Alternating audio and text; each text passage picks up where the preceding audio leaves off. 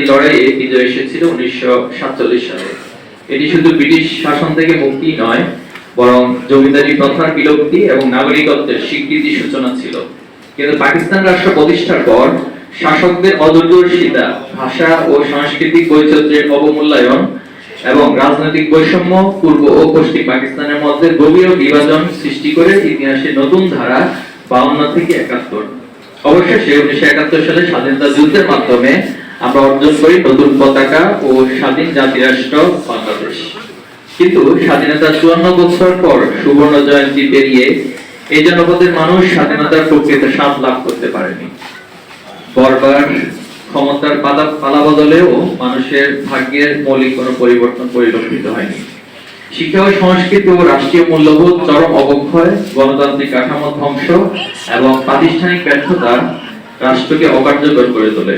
প্রতিষ্ঠিত হয় একদলীয় শাসন, দমন পীড়ন, গুম, দুর্নীতি, ভোটাধিকার হরণ, অর্থ পাচারের সংস্কৃতি।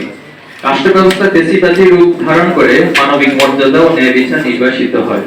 এই শোষণের বঞ্চনার বিরুদ্ধে 2024 সালের জুলাই মাসে ছাত্র জনতার নেতৃত্বে সংগঠিত হয় ঐতিহাসিক গণ অভ্যুত্থান 25 জুলাই, যা জুলাই বিপ্লব হিসেবে বাংলাদেশের নতুন জাতি রাষ্ট্র বিনির্মাণের সম্ভাবনা সৃষ্টি করেছে। প্রিয় উপস্থিতি, পাশ্চাত্য সভ্যতার আগ্রাসন এবং ভারতীয় আধিপত্যবাদের প্রভাব এদেশে নিজস্ব শিক্ষা কাঠামো তৈরিতে অন্তরায় হয়ে দাঁড়িয়েছে। 1972 সালে ডক্টর কুদ্দুসী শিক্ষা কমিশন স্বাধীনতার মূল মন্ত্র সাম্য, মানবিক মর্যাদা ও সামাজিক সুবিচার উপেক্ষা করে শুধুমাত্র ধর্মনিরপেক্ষ শিক্ষানীতি প্রণয়ন করে, যা দেশের বৃহৎ জনগোষ্ঠীর আশা আকাঙ্ক্ষা, চিন্তা চেতনা, ঐতিহ্য, মূল্যবোধ ও সাংস্কৃতিক জীবনবোধের পরিপন্থী ছিল।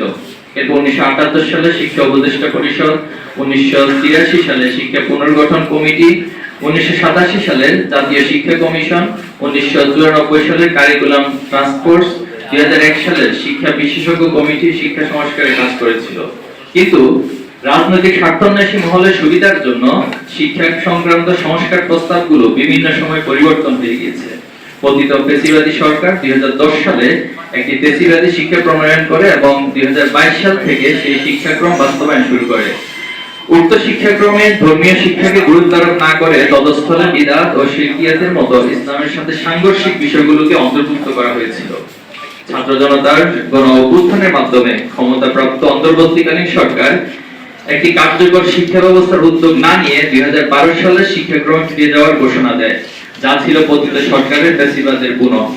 এর বিরুদ্ধে জনগণের তীব্র আন্দোলন শুরু হলে সরকার এই পরিত্যক্ত শিক্ষাক্রমকে স্থগিত ঘোষণা করে এবং তীব্র বিতর্কিত অংশগুলো বাদ দিয়ে একটি অস্থায়ী পাঠ্যসূচির মাধ্যমে শিক্ষা কার্যক্রম চালু রাখে। ফলে জাতি গঠনের পরিপূর্ণ পাঠ্যক্রম প্রণয়ন একটি অগ্রাধিকারযুক্ত জাতীয় কর্মসূচি হিসেবে গণ্য। 1972 সালের সংবিধানে বাংলাদেশের রাষ্ট্রের জাতীয় চার মূলনীতি হলো গণতন্ত্র, সমাজতন্ত্র, জাতীয়